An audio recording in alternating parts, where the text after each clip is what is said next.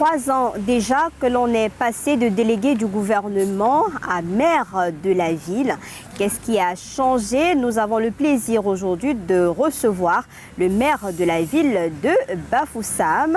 Merci d'avoir effectué le déplacement. Monsieur le maire Roger Tafam, bonsoir et bienvenue sur Canal 2. Merci, bonsoir. C'est un plaisir de vous avoir. Le plaisir est également partagé. Bonsoir à tous les téléspectateurs de Canal 2. Ça fait 3 ans pratiquement qu'on a muté de délégué du gouvernement à maire de la ville et vous êtes parmi les premiers. Aujourd'hui, ça fait 3 ans. Quel bilan? Il faut déjà dire que quand nous avons pris la tête de la ville de Bafoussam, c'est une ville qui était en travaux grâce à certains programmes qui avaient commencé depuis quelque temps, notamment le programme C2D et ainsi que la préparation de la CAN, parce que Bafoussam avait été choisi pour être l'une des villes de la CAN.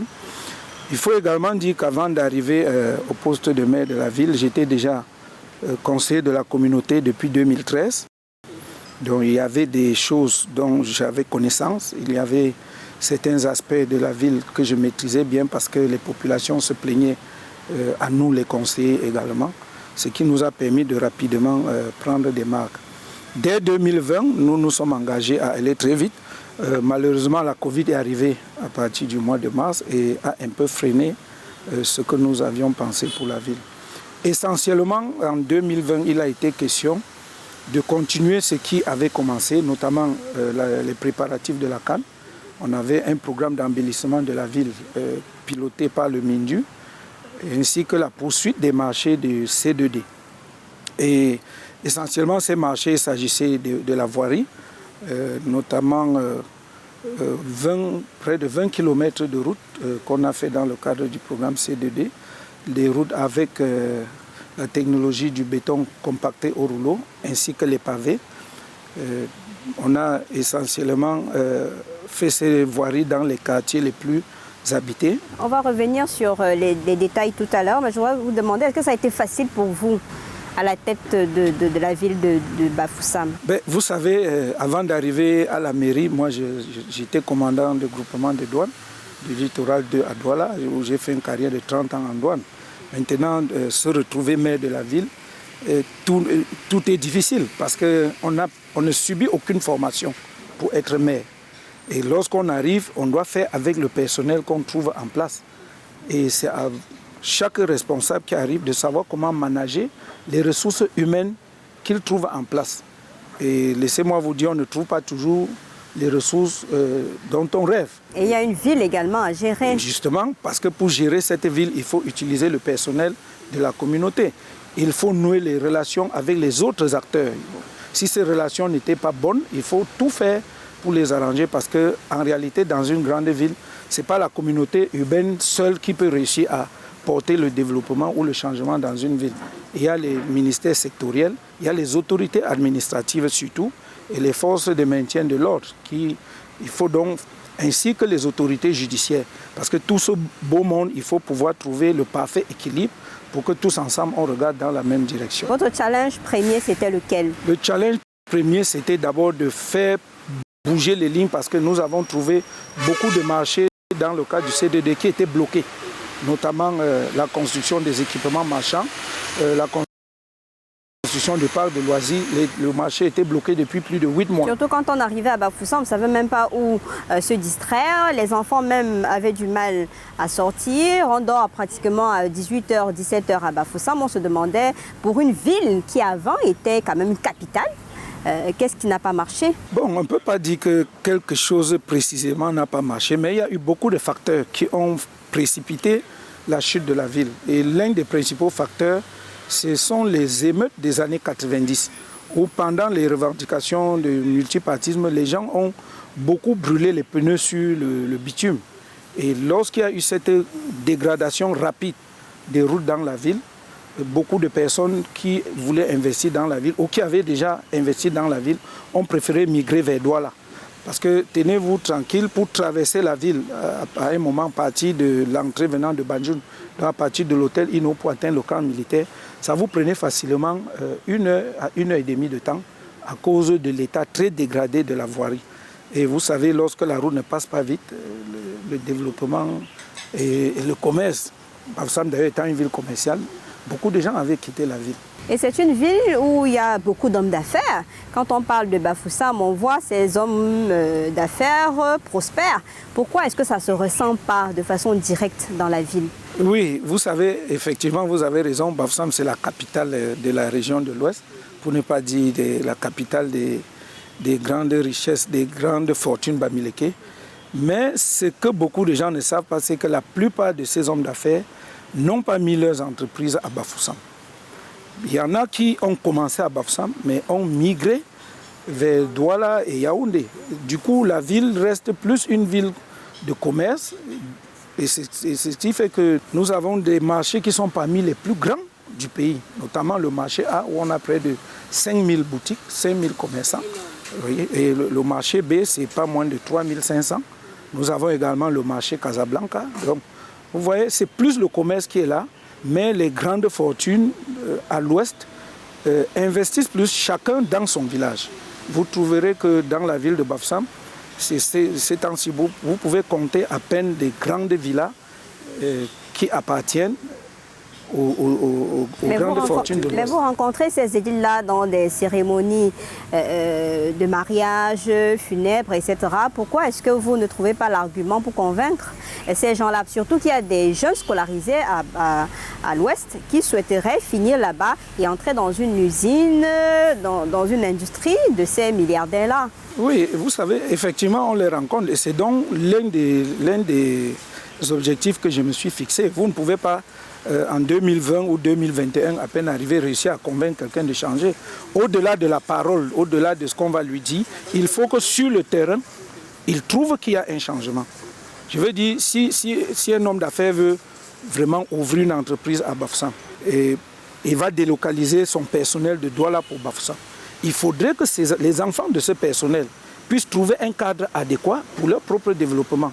Donc, il faut donc que la ville, au-delà de la parole du maire, puisse créer des infrastructures, créer des conditions qui peuvent faire que même un employé dit patron, j'aimerais aller travailler à Bafoussam. J'étais à Bafoussam, j'ai vu qu'il y a beaucoup de changements pour ce qui est des axes routiers, pour ce qui est du désordre urbain. L'éclairage public, ça pose toujours un problème. Il y a toujours des zones qui restent dans le noir. Si vous êtes vers les brasseries, c'est sans publicité, il y a un quartier, je ne sais pas comment on l'appelle, mais il n'y a pas de lampadaire. Quand il y a des axes principaux, ce n'est pas toujours éclairé. Oui, vous savez, on ne peut pas avoir la prétention de réussir à éclairer toutes les rues d'une ville. Ça doit être graduel. Déjà, nous avons eu la chance que tous les travaux routiers qui étaient en cours, toutes ces routes intégraient l'éclairage public. Ce qui fait que désormais, vous avez par exemple du carrefour total d'en bas jusqu'au quartier Aoussa, il y a l'éclairage public qui est prévu. Vous avez Prévu ou c'est déjà en cours? C'est installé, je veux dire c'était prévu dans le marché, c'est déjà installé.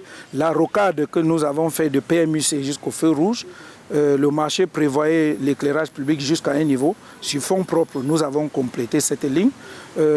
Sur fonds propres également, nous avons pu installer 114 lampadaires de Carrefour Le Maire, premier, deuxième, troisième Carrefour Évêché, jusqu'à revenir au niveau de l'hôtel Zingana.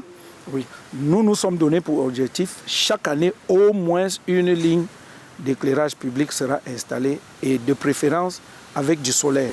Comment faire pour sortir donc de la tête des gens au regard de ce que vous évoquez, que Bafoussam, c'est une ville derrière les autres villes, c'est-à-dire que ce n'est pas Douala, ce n'est pas Yaoundé. Comment faire? Parce que je suis d'accord qu'il y a beaucoup de changements, mais ça reste que quand vous arrivez à 19h ou à 17h à Bafoussam, il n'y a que peut-être des coins chauds, précis, qui vous donnent l'impression qu'il y a des gens là. Mais tout le monde dort, on a l'impression que tout est fermé. Bafoussam n'est pas Douala et Bafoussam n'est pas Yaoundé.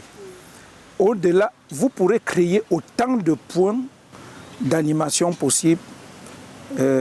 Le fait de se coucher tôt à Bafoussam restera parce que les gens se couchent tôt pour se lever également tôt pour se mettre au travail. C'est d'abord un phénomène qu'il faut reconnaître. L'homme de Bafoussam n'est pas trop dans l'ambiance que je dirais inutile. Parce qu'à 4 heures, vous voyez les gens en train d'aller au champ. On va vous dire que même ici, c'est pareil. Hein. Oui, les gens pourront le dire, mais ici, je pense qu'il y a un peu plus de divertissement et il y a un peu plus de personnes oisives. dans la ville. Mais pour revenir au point d'ambiance, j'ai peur que peut-être vous êtes passé à Bafoussam il y a un peu longtemps, parce que nous avons déjà beaucoup de points d'ambiance. En dehors de Aqua, vous avez le Yacht Center qui tourne pratiquement 4/24. Vous avez Carrefour Le Maire qui tourne. Vous avez actuellement au Carrefour Bamungoum sur la route de Tchang, où on vient de déplacer la gare routière du marché B. Il y a une station-service qui est ouverte là-bas. Elle tourne 24/24. Les gens... Et qu'en est-il de la sécurité? Parce qu'il y a un moment, les populations avaient peur de sortir. Les gens se plaignaient des agressions, etc. Le problème de sécurité, c'est un problème général. On ne peut pas dire que Bafoussam est plus insécure que d'autres villes. Je dirais même que nous avons moins de problèmes de sécurité que d'autres grandes villes. Mais vous êtes une ville frontalière avec le nord-ouest, avec des déplacés qui viennent là, chacun avec ses habitudes et son comportement. C'est vrai, mais je ne peux pas lier le problème d'insécurité uniquement à ce fait-là, parce que tous les déplacés internes ne sont pas de mauvaises personnes. Nous avons connu à un moment, au début de la crise, où certains de ces terroristes avaient pris Bafoussam pour leur base. Mais très rapidement, les forces de défense ont réussi à les traquer et ce phénomène a un peu disparu. Donc, au niveau de la sécurité dans la ville de Bafoussam, je pense que le niveau n'est pas très alarmant. Par exemple, pendant les dernières fêtes de fin d'année, nous avons eu très peu de cas d'agression par rapport aux années antérieures. Vous qui êtes sur le terrain depuis 3 ans déjà, est-ce que la décentralisation est effective? Est-ce que vous avez la possibilité véritablement de travailler librement et de ne pas attendre les fonds à partir de Yaoundé? La décentralisation, à mon avis, telle que conçue, est bien. Mais il faut le dire, il y a beaucoup de freins. Il y a beaucoup de freins parce que nous constatons que dans l'administration centrale, il y a beaucoup de gens qui ne veulent pas accompagner le chef de l'État dans le sens qu'il a voulu donner à la décentralisation. Le texte nous donne des possibilités de pouvoir travailler directement, de créer des entreprises, par exemple, communales, ainsi de suite. Mais toujours est-il qu'il faut une phase de transition au cours de laquelle il faut rapidement que les compétences qui ont été dévolues aux collectivités soient effectivement transférées. Ce qui bloque, c'est que la loi dit de transférer les compétences avec les moyens. Mais au niveau de Yaoundé, on va tout le temps vous faire croire que dans les communes, ils ne savent rien. Ce qui est même très curieux, vous trouvez aujourd'hui un maire qui était avant dans l'administration centrale, qui s'occupait des problèmes de décentralisation. Peut-être il a même participé à la conception des textes. Mais aujourd'hui, parce qu'il est devenu maire, à Yaoundé, on va vous dire non, il ne connaît rien, il ne savent rien.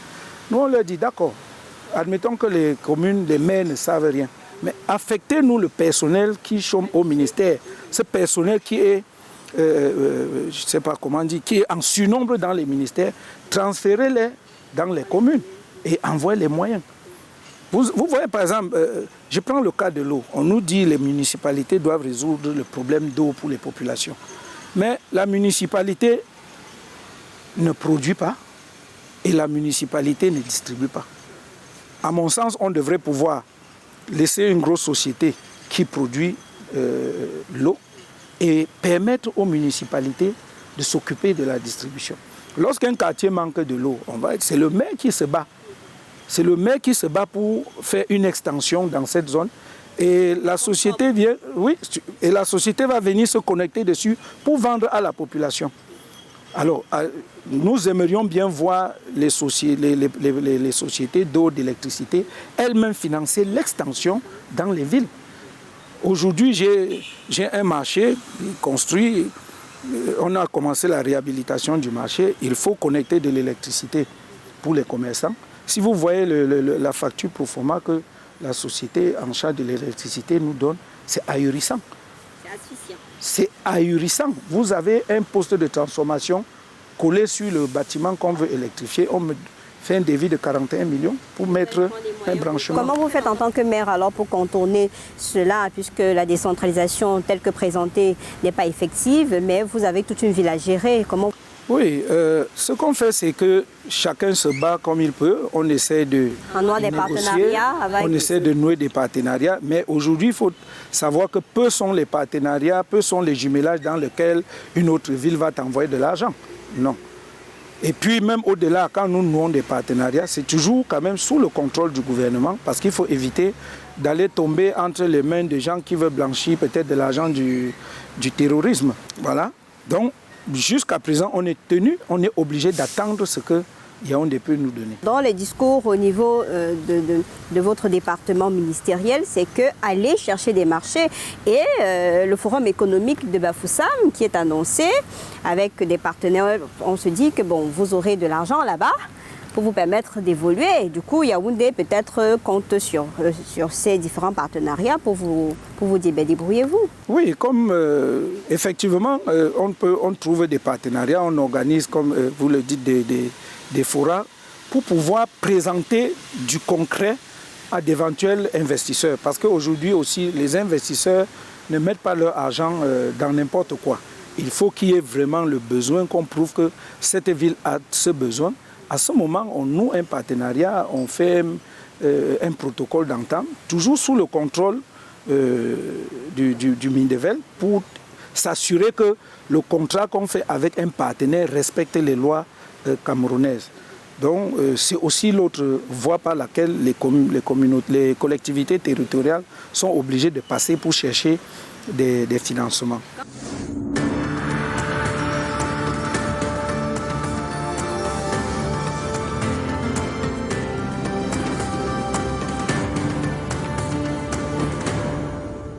Quand vous faites ce forum économique-là, qu'est-ce que vous allez leur dire? Est-ce qu'il y a des secteurs précis d'investissement? Quels sont les angles qui seront touchés? En quoi est-ce que les populations de la ville de Bafoussam pourront bénéficier de ce forum économique-là? Parce que c'est quand même important de donner cette information aux gens, aux jeunes opérateurs économiques, même ceux qui sont de l'autre côté, de pouvoir venir investir et gagner quelque chose. C'est un partenariat gagnant-gagnant. Oui, effectivement, au cours du forum, il sera question pour nous de présenter les besoins d'investissement bancables, c'est-à-dire les projets bancables, les projets dans lesquels quelqu'un de la diaspora, qu'elle soit diaspora interne ou diaspora externe, peut être partie prenante. C'est-à-dire ici, nous n'allons pas parler des problèmes de route qui se chiffrent en milliards. Nous parlons des projets tels que les toilettes publiques dans la ville, par exemple, la création des piscines, la création des aires de divertissement, la création des parcs de loisirs.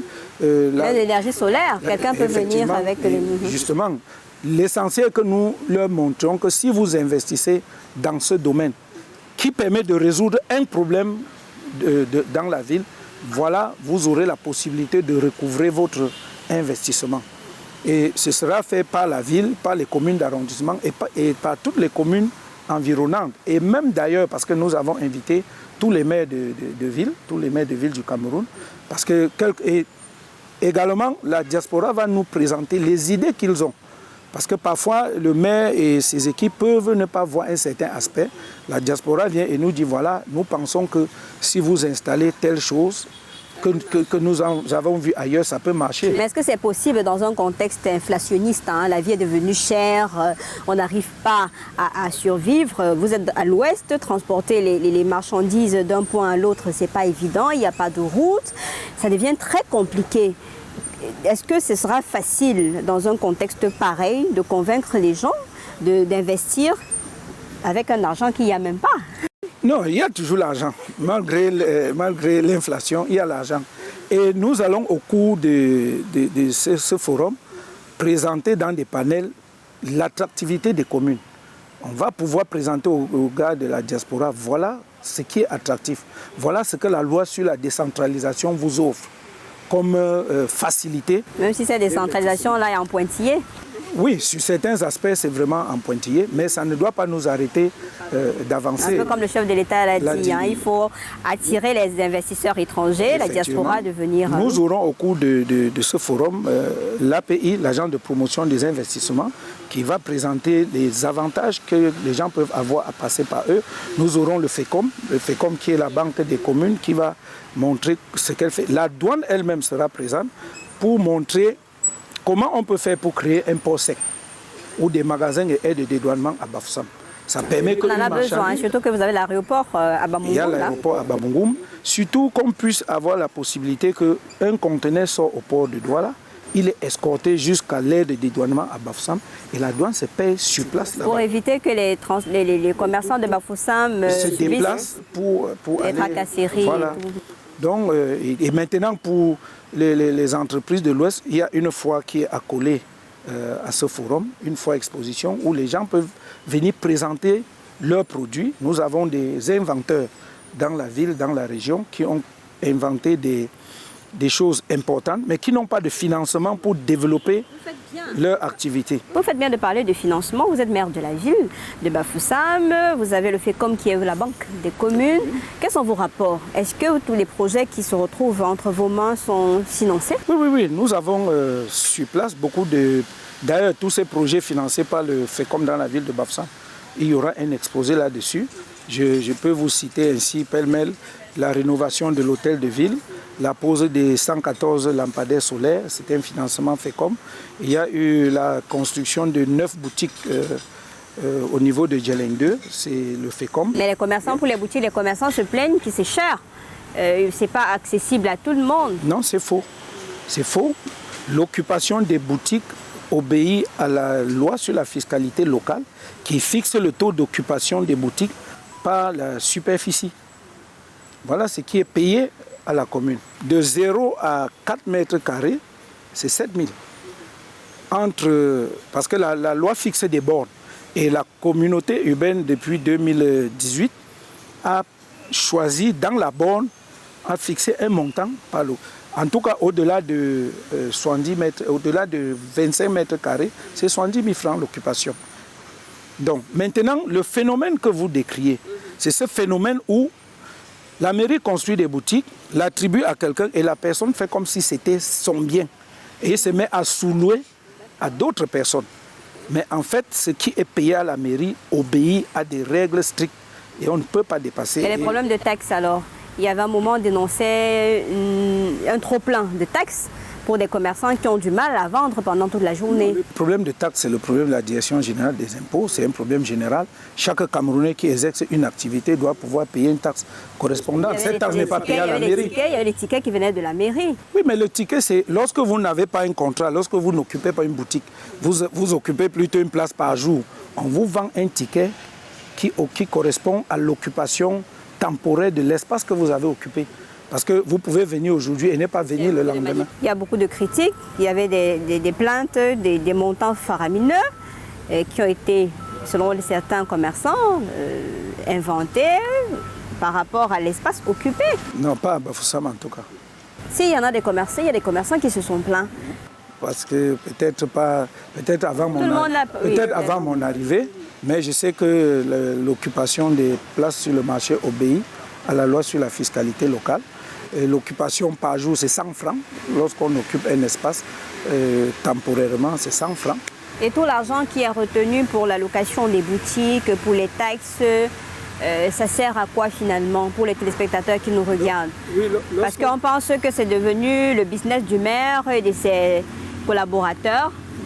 Et alors, les gens pensent que ce que la mairie dépense provient d'où? Je dois vous dire, si vous regardez ce que nous dépensons, c'est justement ce droit de place sur le marché qui constitue la principale source de revenus. Nous avons ces fonds qui proviennent de l'occupation des espaces marchands. Nous avons les fonds qui proviennent de la délivrance des permis de bâtir. Et nous avons ces fonds qui nous viennent des impôts sur la péréquation, dont les centimes additionnels communaux. Voilà les principales ressources que nous avons. Alors si c'était le business des maires, vous ne verrez pas ça sur la feuille de recette. Ce n'est pas vrai. C'est même ça qui nous permet, lorsque nous disons que nous allons bitumer une route sur fonds propres, c'est cet argent qui permet de faire ces financements-là. Vous avez quelques temps encore à passer à la tête de la mairie de la ville de Bafoussam. Et on salue le travail que vous abattez au quotidien parce que pour nous qui étions à Bafoussam avant et maintenant, on sent vraiment que les choses bougent. Quel serait donc votre souhait pour cette ville-là, qui redevient 3e ville du Cameroun, Ou alors, ce que vous souhaiterez vraiment que les gens retiennent? Oui, Bafoussam déjà est la troisième ville du Cameroun lorsqu'on regarde sur tous les aspects. La vision qu'on a pour la ville, c'est une vision qui a été décrite et étudiée depuis 2015 avec la validation des documents d'urbanisation et que nous essayons de tout faire pour qu'on y arrive. C'est de faire de Bafoussam un pôle industriel, une ville attrayante où il est aisé de vivre et de faire des affaires. Et que les hommes d'affaires ne viennent pas seulement séjourner le week-end, voilà, pour les mariages et funérailles. Que je puisse convaincre tous ces élites et grands hommes d'affaires d'investir dans la ville et non pas uniquement dans leur village. D'accord. Oui, pour la diaspora qui arrive pour le forum économique et pour d'autres personnes qui sont intéressées, ce sera quand exactement? Oui, pour la diaspora, nous allons être à Bafoussam du 7 au 10 mars. Et je souhaite que toute la diaspora, je précise encore une fois de plus, que pour la ville de Bafoussam, ce que nous appelons diaspora, c'est tout citoyen camerounais ou non qui a déjà été en contact avec Bafoussam, soit parce qu'il est né à Bafoussam, soit parce qu'il a travaillé à Bafoussam, soit parce qu'il est passé à Bafoussam, soit même pas des liens d'alliance, mais qui aujourd'hui ne vit plus dans Bafoussam. Nous leur lançons cet appel du terroir, que certainement quand vous étiez à Bafoussam, quand vous étiez en contact avec Bafoussam, Bafoussam vous a donné de la joie. Il est temps que vous veniez ensemble pour que nous puissions nous mettre ensemble pour voir ce qu'on peut faire pour que cette joie que vous avez eue lors de votre contact, que cette joie perdure, notamment à travers le développement socio-économique et culturel de la ville. Et surtout, que nous confortions notre position de troisième ville et commençons à voir comment s'attaquer à la deuxième place. Pourquoi ne pas dans le futur devenir le pôle central de l'économie du Cameroun? D'accord. Vous avez encore des ambitions de rester, de doubler votre mandat? Bon, vous savez, nous sommes au Cameroun et la loi fait que l'élection du maire de la ville n'est pas une élection directe. Donc elle ne dépend pas uniquement de la volonté de celui qui est maire. Il y a beaucoup de facteurs. Maintenant, ce n'est pas à moi de dire si j'ai envie de rester ou pas. Je voudrais tout simplement travailler. Si j'ai laissé la douane pour venir être maire de la ville, c'est parce que je pense que j'ai quelque chose à apporter à cette ville. Et je suis prêt à aller jusqu'au bout tant que tous les acteurs accepteront de me refaire cette confiance. Je suis prêt à relever le défi. On a célébré la journée de la langue maternelle cette semaine et vous allez conclure en langue avec un mot pour appeler les gens à venir investir à Bafoussam en langue. Oui, vous savez, dans la ville de Bafoussam, nous avons 5 villages, 5 grands groupements. Bamongoum qui parle Ngomba, nous avons Bafoussam qui parle une autre langue, nous avons Balin qui a sa langue, nous avons Bapi qui a sa langue, nous avons Baden qui a sa langue. Mais ce qui est bien, c'est que chacun parle dans sa langue et les autres, on se comprend. Donc si pour la promotion de la langue maternelle, ce que je vais dire, je vais le dire en Ngomba, qui se comprend jusque dans les Bamboutos à Bafunda, ça se comprend dans la Ménois à Bansoi, ça se comprend dans les hauts plateaux à Bameka et à Bamenjou. Le peu limbumche fsap, tofo ne le sampa, ngongwa ne le negam, tum motet, mbumchen cha ne va ambe pe kota, wotison fsap, à rompia. Bon pu pu ta la pendek pu su pu nansi ncha neche fsap nga ngbong hacha. C'est donc avec cet appel de solidarité, de rassemblement qu'on vous dit merci Roger et ta femme d'avoir accepté l'invitation de la semaine sur Canal 2 International. On espère vous revoir pour faire le point après ce forum économique dans la ville de Bafoussam. C'est moi qui vous remercie et je vous invite d'ailleurs, ne manquez pas au forum parce que vous faites partie de ma diaspora. Nous serons là. À l'occasion, on pourra faire le point ensemble au lendemain de l'événement. Bafoussam, c'est ma ville de cœur parce que j'ai eu le baccalauréat dans la ville de Bafoussam, au lycée classique de Bafoussam. C'est un plaisir de vous avoir. Merci d'avoir effectué le déplacement. On vous souhaite le bonheur et la réussite pour l'amélioration des conditions de vie des populations de la ville de Bafoussam. Vous adresserez d'ailleurs nos salutations au gouverneur de la région de l'Ouest, Awa Fonka Augustine, qui travaille énormément et à tout son staff. Mesdames, Messieurs, ça a été un plaisir d'être avec vous cette semaine encore. On se retrouve la semaine prochaine avec un autre invité, une autre thématique. Bonsoir.